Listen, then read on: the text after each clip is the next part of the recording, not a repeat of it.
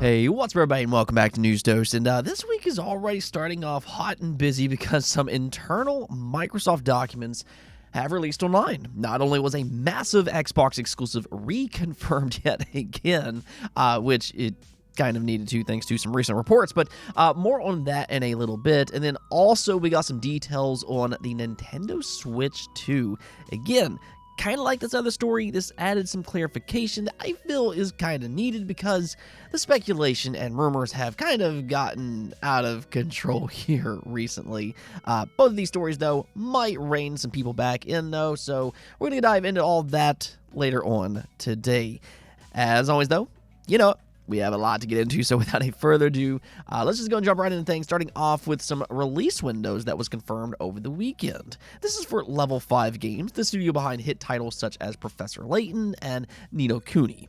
Well, there for a while, there were some concerns about them possibly leaving the West for good, which would have been such a shame because this is genuinely a great Japanese studio with a storied history here in the West. I really believe that they've made some great, charming games in the past. I especially like the first Ni no Kuni. I think that's an absolutely excellent game. I bought that game day one back on the PlayStation 3, and it's just a pure joy to play. It's also timeless for that matter, and I've actually purchased it several times since. But it's one of the reasons why I'm just so happy to say that they're making a big comeback this year in 2023. Not only are they working on a brand new Professor Layton title, if you like that series, but they are now officially set to release 2 games in 2023. The first of which is Fantasy Life: The Girl Who Steals Time. Now, this is a sequel to a 3DS title. It honestly probably is one of the more overlooked games on that console. Definitely go check it out if you ever get the chance. But the best way that I can kind of describe this game is that it's Animal Crossing meets Final Fantasy. Now, I understand that sounds kind of weird on paper, but a lot of people really do like this game, and it's cool to see a cult classic like this come back and get a sequel for the Nintendo Switch. Even better here, though, is that they announced that it will release this year in 2023, and they dropped that news alongside a brand new trailer. So definitely go check that out if you want more information about its gameplay. The one that I'm personally more excited about here, though, is Deca Police. This is their brand new IP, and it does look quite interesting. As you would expect from Level 5, it has a very smooth and charming art style to it, but you basically play as a detective in a turn-based JRPG. That's a unique combination, and I want to see how this works out. Level 5 is one of those studios that consistently puts out some good new IP, and I'm hoping the Deca Police can continue that trend when it releases for PlayStation and the Nintendo Switch later this year in 2023. I guess just go ahead and add that to an already busy 2023 holiday. Now, we also got an update for Spider-Man 2 as a part of its ongoing marketing campaign, which continues to ramp up. A lot of information has started to make its way out online. Honestly, I've been sold in this game for quite a while. I am a big fan of Insomniac Games, and I thought the first game was absolutely excellent, so I'm really excited to play the sequel. Now, I wasn't really a big fan of Miles Morales, per se. It was too short for its asking price, and the story was cliche at best, in my opinion. That's just my own personal thoughts, but I'm expecting Spider-Man 2 to be more of the quality of the first title. You know, this is a bigger release, and apparently that also includes a similar length. Insomniac just confirmed that the sequel is roughly about as long as the first game. Now, this might not be an exact one-to-one, but based on what they're saying here, that would mean that Spider-Man 2 would be right around 16.5 hours long for its main story, which is the average completion time tracked on howlongtobeat.com. Now, your playtime might vary depending on your own unique playstyle. I'll go ahead and include a card here, which you can kind of see all of the different styles. It really just kind of depends on the player, but truthfully, I think that this is a good length for a single-player, cinematic-driven style of game. It's not too short, and it's not necessarily too long. It's just a good sweet spot. We've talked about this before, but I don't need every game to be like 50 plus hours long. Frankly, my time is limited enough as is. It's the same when it comes to something like Assassin's Creed. I'm actually happy that Mirage has toned things back and it's right around 20 hours long. Games like Valhalla, I would say, feels a little too bloated. So personally, I'd say that I'm happy with Spider-Man 2 being right around 17 hours long.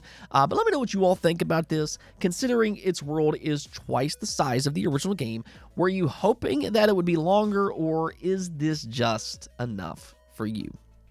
Okay, so let's just go and get into these internal Microsoft documents that were released online, and the first one that's making waves is probably the most obvious if you've actually been paying even the slightest amount of attention and haven't willingly ignored everything that's unfolded up to this point. More on that in a second, but there is a part of the community that's just acting absolutely shocked over this. Like, this is just earth-shattering news or something.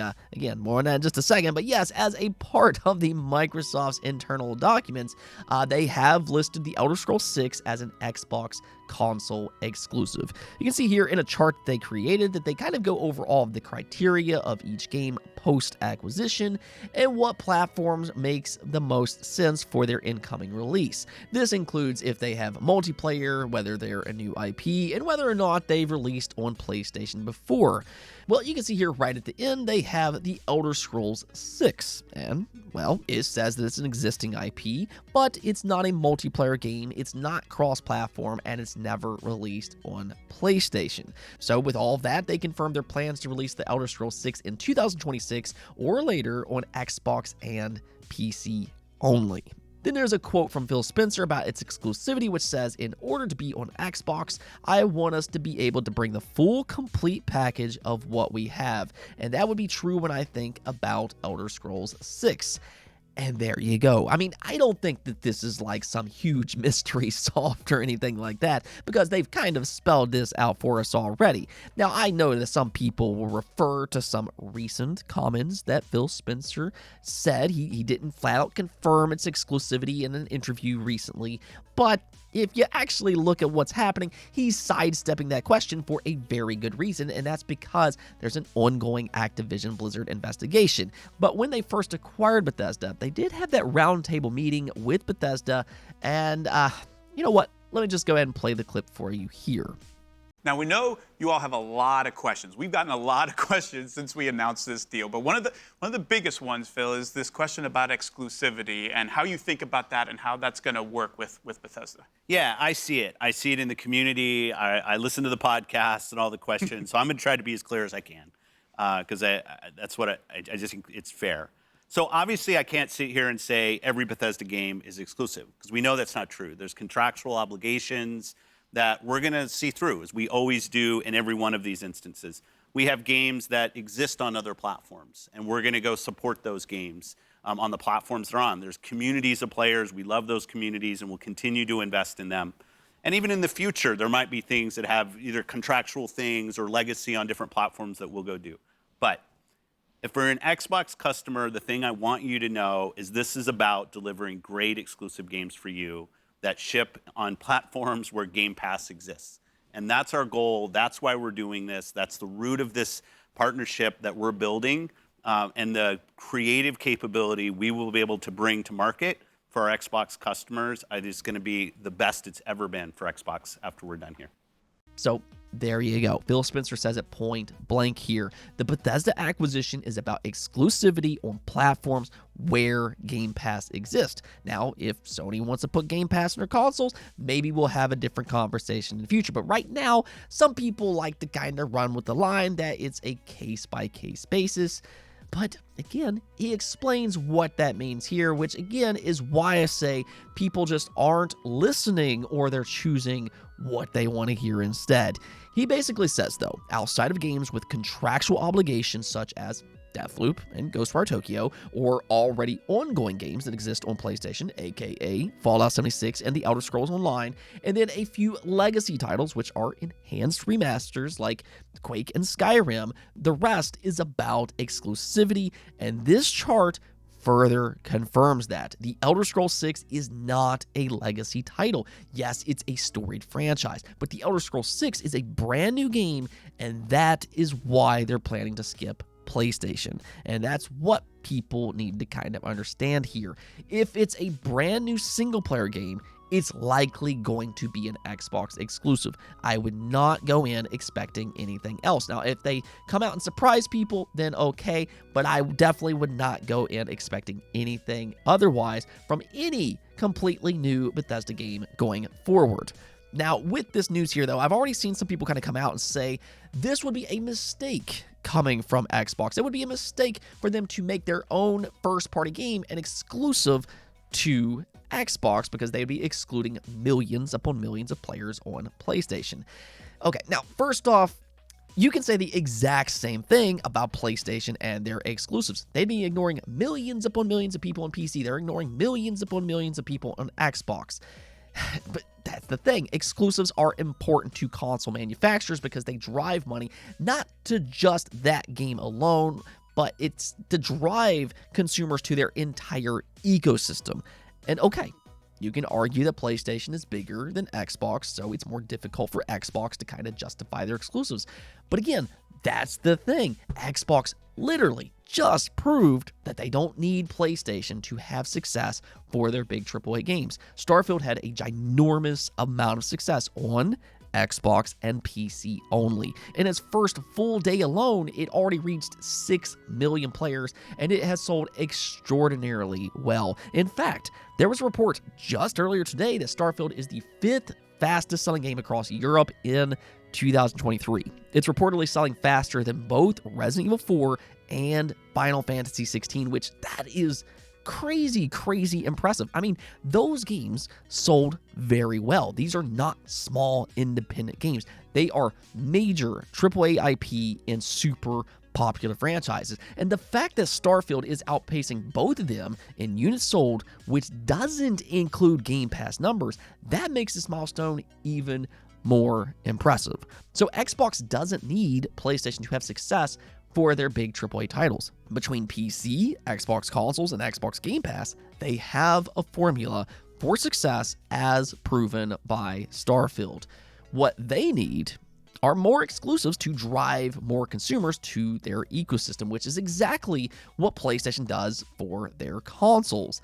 I find the very notion ridiculous that there's some people out there that vilifies Xbox for exclusivity and then turns around and applauds PlayStation for doing the exact same thing. I love PlayStation myself. I love their games. They've made some of my favorite games of all time, and I've had every mainstream PlayStation console made, including their handhelds. The Vita, one of my favorite consoles ever made, but I'm not a fan of the blatant hypocrisy that we so often see in the game community. If you're going to applaud PlayStation for exclusivity, then keep the same energy when Xbox does the same thing. It's not their job to roll over and die. They are competitors. And what do I always say on this channel? Competition breeds excellence. This is how I've lived my entire life. And if anything, us gamers on all platforms will reap the reward as their ongoing competition heats up. That is how both of them will continue to improve as they strive to push one another. Either way, though, The Elder Scrolls 6 is planned to be an Xbox console exclusive, as was reconfirmed today. Now, there was one other very interesting document released, though, and this was surprisingly in regards to the Nintendo Switch successor.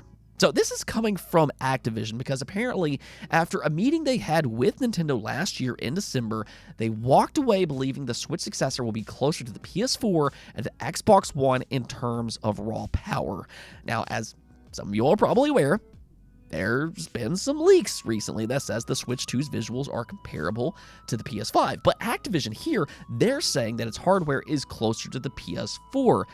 And okay, so what you need to kind of understand here is that they're actually talking about two completely different things. Activision is just talking about the specs alone, and this doesn't take DLSS AI upscaling into consideration. That's exactly what DLSS is for. It can take weaker hardware and then upscale games on that platform to make them look more comparable to more powerful hardware.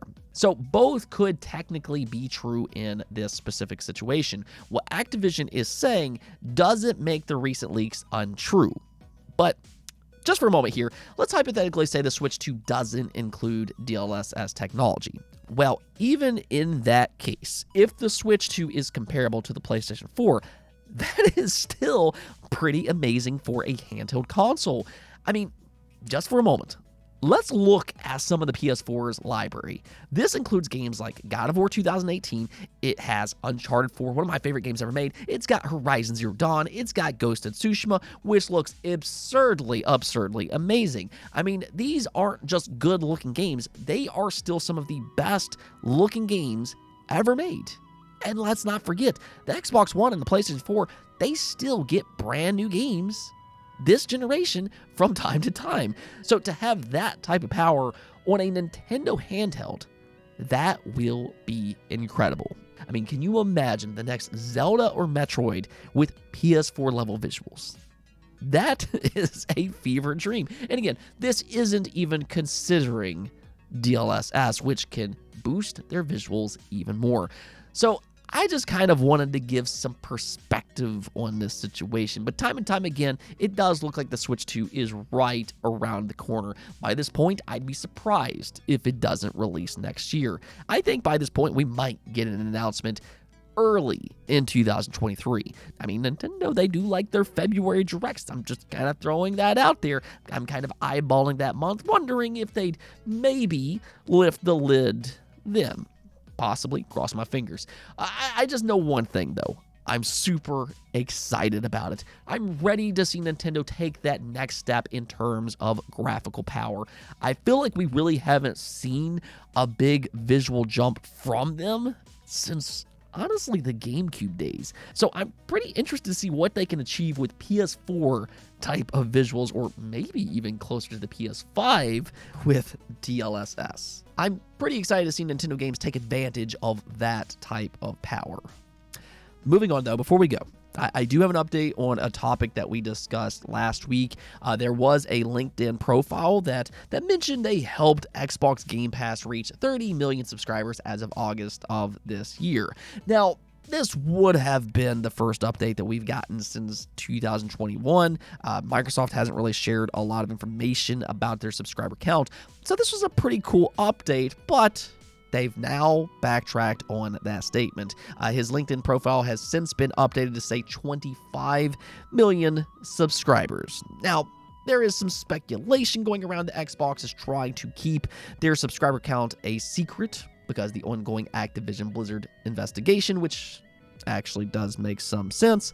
I wouldn't be surprised if they have more subscribers than 25 million, but it doesn't sound like we're going to get an official confirmation anytime soon. If anything, I mean, the next time we get an update, it'll likely include Xbox Game Pass Core as well, and then with that, we'll just kind of know next to nothing because that will bring in a huge influx of subscribers considering it was formerly Xbox Live Gold. So separating the two might be a little bit more difficult from this point forward.